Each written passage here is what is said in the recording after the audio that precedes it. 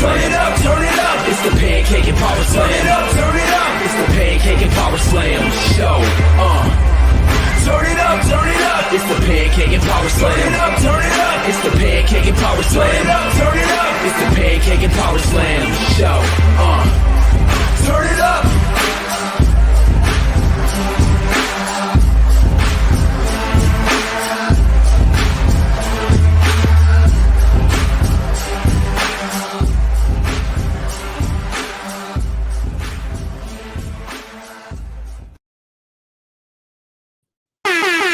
What's going on, everybody? This is Dr. Chris Featherstone here for episode 600 of the Pancakes and Power Slam show. 600 episodes. Can you believe it? 600 episodes of the Pancakes and Power Slam show. I started this vision back in April of 2012. Can you believe that? 11 and a half years for the Pancakes and Power Slam show. 600 straight weeks of the Pancakes and Power Slam show. And I've probably, out of 600 weeks, I've probably missed 5 or 6. It's crazy since I've started the Pancakes and Power Slam show. All 3 of my children have been born. And those are the times that I've missed. I've had 2. Oh, wait. I've had 2 out of my 3 back surgeries. I've had all types of fun stuff. I became a doctor. And so many other things has happened in the past 11 and a half years of the Pancakes and Power Slam show, the past 600 episodes. And we have never missed a Wednesday. When I was gone, I had people to fill in. Of course, I've had some awesome co-hosts throughout the time. My dude Ryan Fuqua, still good friends of mine, filling in hosts every week for long season. My dude Derek, awesome guy, still a great friend of mine. Of course, Evan Tech Prout, still a great friend of mine. Still, and people coming in between.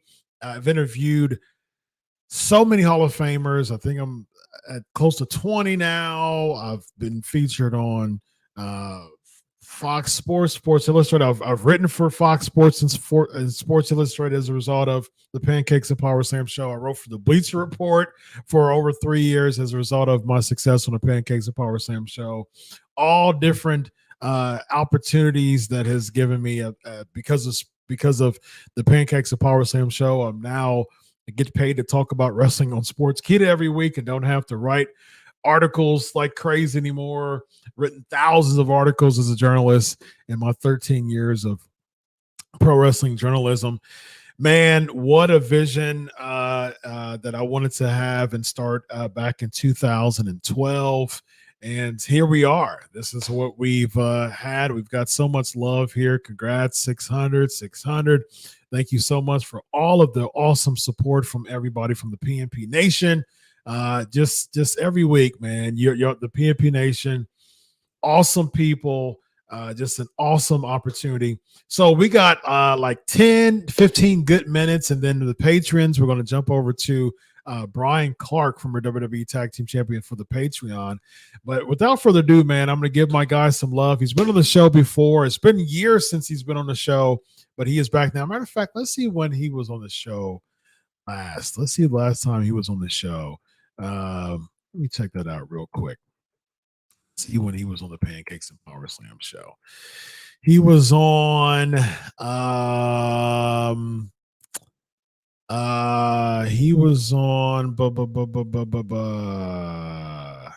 says episode 322. Or he might have been on I might have interviewed him for Sportskeeda. I think it was Pancakes and Power Slam show. Yeah, it was Pancake. He was on PNP. I think it says episode 322. So I think that was probably it. So that was August of 2018. So that was really, really interesting. So yeah, so good stuff. So yeah, ladies and gentlemen, without further ado, I'm going to bring in the father of who Michael Cole calls the greatest of all time. 16 times. Okay, yeah, it was unscripted. It was Sports Key that I interviewed him March 31st, 2021. So it's been about 2.5 years for the last time he's been on the show. So this is the first time he's been on PNP. He's been on my other show, Unscripted. So this is his first time on PNP. So without further ado, ladies and gentlemen, I bring to you John Cena Senior, ladies and gentlemen. How are you? Okay. All right. How are you, my man? Wow, I'm great, brother. It's awful good to see you again. Yes. We had a great time the last time. It was awesome. Yes, indeed. Yes, indeed. I'm It's holding great to this have phone, back. so if I jiggle a little bit, it's because I'm holding the phone. It's all good, man. We were having some technical difficulties for about 10 minutes, man, but we got it all together. No more echoes. Everything's great. We got Bill Apter in the building. Good stuff. Yes, indeed. He is in the Bill's building. out there, is he? Yes, indeed. Bill Apter's in the building right now. Yes, indeed. We were doing autograph signing, and Bill challenged me, so we got an attitude adjustment. You got an AA. Very nice. Very nice. Hey, you got it. Nice. All right, here we go. We got the People's Wrestling Channel. We're going to just go through the questions. I hope you're well. Firstly, can I get a shout out? My name is Ricky. Who was more fun to work with, Edge or Randy Orton? Well, after that kick in the head, I got to tell you, it has to be Edge. Okay. Edge is just one hell of a guy. I got to tell you, great sense of humor, on the spot, understands, works hard. Great to work with Edge. Not that it wasn't good to work with Orton.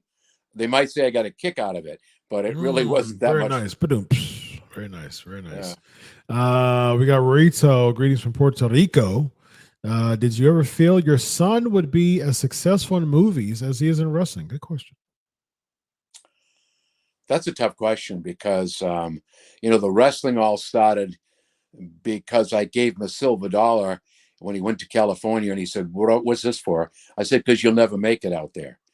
And then the next thing I know, I get a call 2-3 weeks later, he's in wrestling school, and now he's in movies. I don't know how to answer that question. I really don't. He's doing well in movies. I think he does okay. But, WWE, I guess, will always be first. Yes, indeed. Yes, indeed. So is John spending more time in the WWE because of the Hollywood strike, or is it because he just wanted to come back to the WWE for now? Why is he back so frequently nowadays? I wish I could answer that question, but I can't. I don't really know. I don't believe it has anything to do with the fact that, we're on strike, we're this, we're that. I know the dirt sheets is saying John Cena and The Rock are leaving now because they can go back to making movies, and Cody Rhodes now gets the shine. I just think it's a case of, I think with Dwayne, with John, with Austin, I think they love the business so much and they love the product and who they are, with whom they work. I think that's the reason they're all back. It's a chance to be out there and once again get in front of the fans and do what they do and love to do best. Yes, indeed. All right, we got Rachel also saying, can you please wish me a happy birthday? And who are your favorite feuds all time that your son has had? Well, happy birthday. Glad to do that for you, young lady. I think it's a male. I can't. You know what? You gotta watch out for my eyes. Yeah, going. I think the avatar is Carlito actually biting an apple. Oh, okay. Yeah. All righty. Well, happy birthday. Yes, indeed. Sorry about the mix-up. Enjoy it. Life's a great ride. Enjoy every birthday. Hug people close to you and have a hell of a time. That's all I'm going to tell you. My favorite feuds with my son, I think if I had to look on them all, I think the feud between John Cena and Edge probably stands out the best. I think they had that magic chemistry. It just worked. Yeah. Every match you saw them work, they worked as a unit. They could actually think each other's thoughts, based on what I could see. That would be the best. Absolutely. Orton would come in second. Indeed. If you could have one superpower What would it be? I guess, I'm not a, I don't know what I would say. I guess if I had one superpower, I guess I would like to have the superpower that would allow me to heal all the young, sick children in the world. That would be my Oh, oh, that's a good one. Very, Yep, very that's nice. what I would Very like nice. to do. Yeah, I like that. What childhood embarrassing story could you share with us about Cena Jr.? I really should write a book. Um, Mm, I don't know if I can do a childhood story because he was always full of pranks, full of ribs. mhm, But I will tell you the story of when the WWE was filming here, when they did This Is, John Cena. mhm. I'm standing there with two young ladies from production. They've got the camera on, and I'm wondering, where's John? Down the stairs comes this young man in a banana hammock. That's it. That's it. And let me tell you something. I usually don't turn red often, but I was speechless. I had no idea what to do. That was a rib on me because, and he goes, "What's the matter, old man?" This guy is like, "Whoa!" But I would say that was probably when he was older. Younger, I guess. Inside stories when he built the ring, when he designed the WWE game, or when he chased his brothers around the backyard with a chainsaw and they were actually throwing firecrackers, supposedly making a horror movie. Wow. So was he inspired by Johnny Fabulous to become a wrestler, or was it something else? It certainly wasn't Johnny Fabulous Was it because Johnny I, Fabulous? I'll tell you, I'm second generation. I'll go out. I used to promote, and then when I get married, I stopped, and then I went for ring announcer. John had already been in the business a couple of years. Mhm. I think his inspiration for wrestling when he was in California working at Gold's Gym, Smelly then, Basham and his brother, saw him at the gym and asked if he had ever any interest in being a wrestler. He went to the school. That's the last thing that I know. He was sold. But I think if you look back on John and his brother Dan, I used to take him to the matches. I suppose Hogan was an influence. Hmm. Myself, I think Bruno Sammartino, Mhm. just those types of people, I think made him, when he got to the school, strive to go forward. Mhm.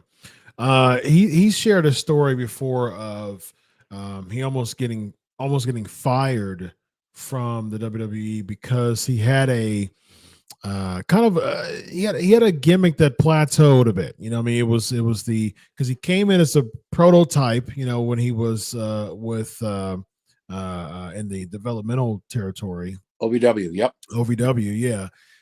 And so then as the prototype, he came in that 2002 class from OVW, which was him, Batista, Randy Orton, um, and Brock Lesnar. And so he came in. They stripped the prototype from him, but he kept the matching, tights and boots, right? So it was very vanilla when he came in. He did the ruthless aggression with Kurt Angle. That gave him an opportunity, but then he turned heel. I mean, he was babyface for a little bit, turned heel against Kidman, and then he shared a story before of they were actually thinking about letting him go because they felt like his gimmick plateaued, and then his lifeline was Stephanie McMahon after hearing him freestyle backstage. What more can you share about John Cena potentially being let go of the WWE and that lifeline causing him to be one of the greatest of all time? I think you told the story exactly as I heard it. Mm, That he had reached his plateau. They didn't know what to do, where to go with him. You're correct when you say different colored tights and boots. I mm. had in my home up till a couple of years ago, I think 125 pairs of boots with Wow. matching tights. Well, I can tell you they don't fit me. So they're gone now, thank God. The lifeline, you're right. I guess it all happened. And I don't think it was backstage. I think they were coming back from a show, and he Mhm. was rapping on the bus. Okay. And Stephanie heard that and asked if he could do it on TV. Mm, And of course, mhm. so he did it on TV, and I think you saw it. I saw it. It was Yeah. the Thanksgiving Day thing where the Yep. gimmick was Vanilla Ice. Yep. Yep. And from there, it just seemed to take off. I mean, there are a lot of stories about him in WWE. I'm sure Pritchard has told you the story about him and Vince was standing there and John walked by. Mm-hmm. And Vince said, Yeah. I can't have a steroid freak walking around here. And Yeah. the guy's legal. We test him every day. He's Yeah. he's there. But Yeah. that's how it all became. And then I guess they sat down and they worked out the doctor of thugonomics. Mm-hmm. In my office, you talk about the prototype. I don't know if you can see it or not, but I try to get it in there so you can see it. Let me see if I can. Yep. There he is. There it is. There it is. To Yep. the old man. That's it. To the old man. Yeah. Very nice. He still Very hasn't nice. changed his tune. I was a Yep. young man then, but now. Very nice. All right. Let's do a couple more questions. We got about 2.5 more minutes. Are you running for president? Is a question. Me? Yes. Me? John Cena Sr. for president. No. I first of all, God bless whoever is president of the United States, because it's a thankless job. Yes, indeed. It's just Yeah. thankless. And, I guess my ideas would be too far out. So I'm better off where I am. I'm back in the ring, having fun. I've got a couple of shows coming up. So I'll do what I do best, and that's entertain. Yes. Very nice. And marry people. Yes. You do I'm marry just people because of that with you. Yes, indeed. You have been a part a lot of segments and stories with your Cena.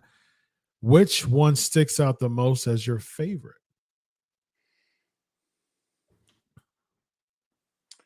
Wow. That's a tough question. That really is, because they were all enjoyable. I suppose the one I had a lot of fun with was the one when Mick Foley did "This Is Your Life," John Cena. Okay. Yep. It takes a lot to make the Big Show laugh. Yeah. But when I came out with that final line, "Cena doesn't suck, you suck," I Yep. guess Big Show was roaring in the back. I had a lot of fun with that. Nice. And with Edge, again, that was a good program. Very nice. Very nice. How's the Miz backstage? Out of character. The Miz is a gentleman. He's a great guy. He really is. Mhm. He's a good person. Down to earth, logical, smart. Don't let anybody fool you. Great person. Mhm. Great Very person. nice. Very nice. How's Vince? How's Vince McMahon to work with backstage? I have nothing but respect for Vincent Kennedy McMahon. Nice. When I did my stint with the WWE, he was professional. Mhm. He was caring.